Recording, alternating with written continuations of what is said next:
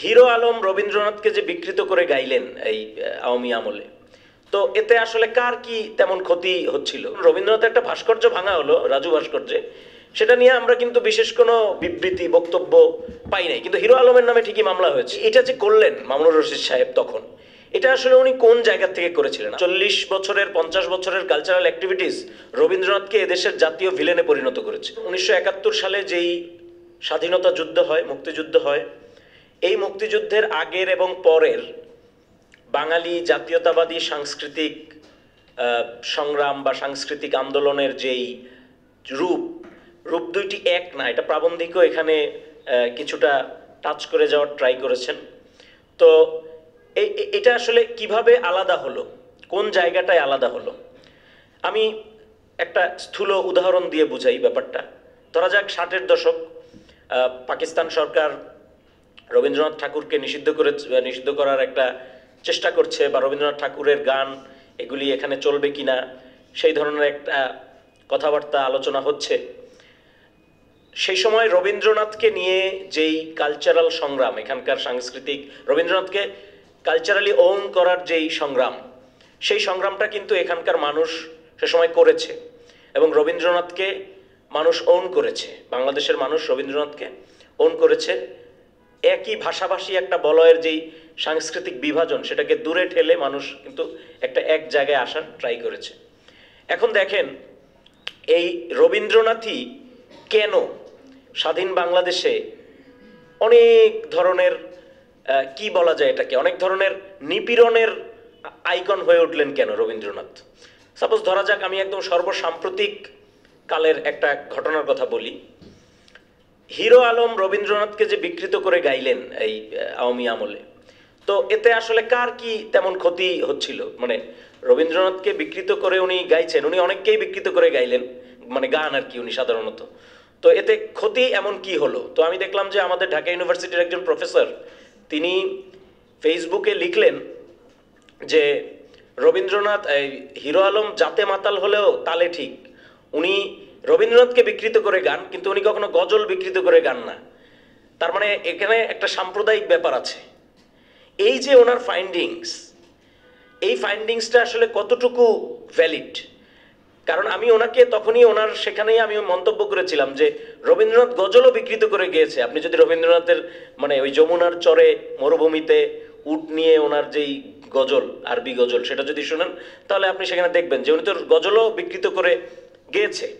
তো আপনি এই যে রবীন্দ্রনাথের গানকে বিকৃত করে গাওয়া, এটাকে যে আপনি একটা মৌলবাদ বা একটা ওই লেন্সের জায়গা থেকে দেখে এটাকে যে এই যে এইভাবে হাজির করলেন, এটা ঠিক হলো কিনা?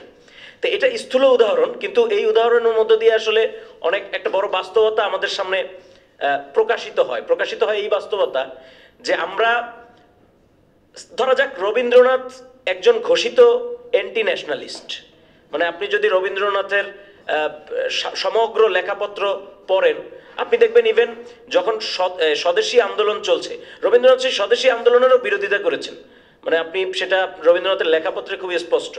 কিন্তু রবীন্দ্রনাথ যে একজন অ্যান্টি ন্যাশনালিস্ট, এই সত্য গত 50 বছরের আমাদের কালচারাল আন্দোলনে উপস্থিত নেই। এরপরে দেখেন যে রবীন্দ্রনাথের সাথে যে এক ধরনের রবীন্দ্রনাথ নিয়ে একটি সংকলন হয়েছিল সম্ভবত 70-এর দশকে, আহমদ সফারা সম্ভবত করেছিলেন, যদ্দুর মনে পড়ে। সেখানে ডক্টর মোহাম্মদ শহীদুল্লাহ, সিরাজুল আলম চৌধুরী সহ আরও অনেকে, সিরাজুল ইসলাম চৌধুরী সহ আরও অনেকে সেই সংকলনে লিখেছিলেন। সেই সময়ে সেই সংকলনটা যদি আপনি পড়েন, রবীন্দ্রনাথকে নিয়ে 60-এর দশকে 70-এর দশকে যেই আমাদের চিন্তা, আমাদের এখানকার চিন্তকদের বা আমাদের এখানকার সাংস্কৃতিক কর্মীদের যেই চিন্তা, পরবর্তীতে কিন্তু সেই চিন্তাটার সেখানে থাকে নাই। আপনি দেখেন যে রবীন্দ্রনাথকে পরবর্তীতে এবং শেষ পর্যন্ত কি করতে হলো, মানে রবীন্দ্রনাথের মুখে কষ্টে লাগিয়ে ওই রাজু ভাস্কর্যে দাঁড় করাইতে হলো, এবং সেটাও আলটিমেটলি মানে ভেঙে ফেলা হলো।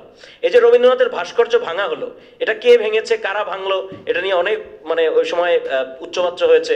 কিন্তু যারা কথায় কথায় রবীন্দ্রনাথের সম্মান রক্ষা করতে উদ্গ্রীব, তাদের কিন্তু আমরা কোনো সারা শব্দ তখন পাইনি। মানে যখন রবীন্দ্রনাথের একটা ভাস্কর্য ভাঙা হলো, রাজু ভাস্কর্যে, সেটা নিয়ে আমরা কিন্তু বিশেষ কোনো মানে কি বলে, বিশেষ কোনো বিবৃতি বক্তব্য পাই নাই, কিন্তু হিরো আলমের নামে ঠিকই মামলা হয়েছে। হিরো আলম কি মামলা করার মতো কোনো মানে দোষ করেছিলেন কিনা সেটা আমাদের এখন ভাবতে হবে।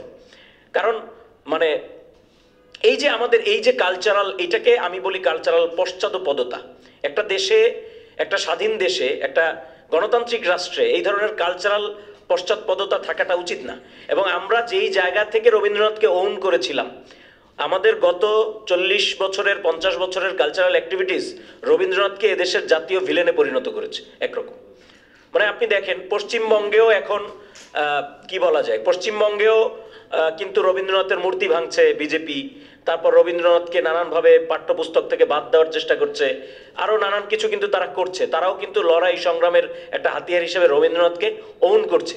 তা আমরা এখানে আমাদের কালচারাল স্ফিয়ারে রবীন্দ্রনাথকে যেভাবে উপস্থাপন করেছি, সেটা আসলে আমি মনে করি যে মানে একদমই আমরা বাজেভাবে, ভুলভাবে, বিকৃতভাবে একটা রবীন্দ্রনাথকে উপস্থাপন করেছি, যার ফলে রবীন্দ্রনাথের আজকে এই পরিস্থিতি।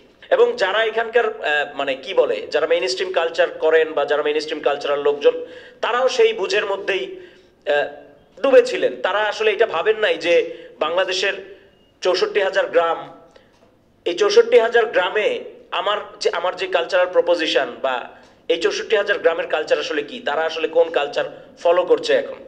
নতুন যে নিউ মিডিয়া কালচার, যেটা জুলাই অভ্যুত্থানে অনেক বড় মানে ভূমিকা রেখেছে, সেই নিউ মিডিয়া কালচার সম্পর্কেও আমাদের মেইন স্ট্রিম কালচারাল লোকজনের যেই মন্তব্য বা বক্তব্য বা অভিব্যক্তি, সেটা আসলে খুবই হতাশাজনক। সম্প্রতি মামুনুর রশিদ সাহেব এখানে সম্ভবত অভিনয় করার, ওনার একটা নিষেধাজ্ঞা জারি হয়েছে শিল্পকলায়, ওনাকে অভিনয় করতে দেওয়া হবে না।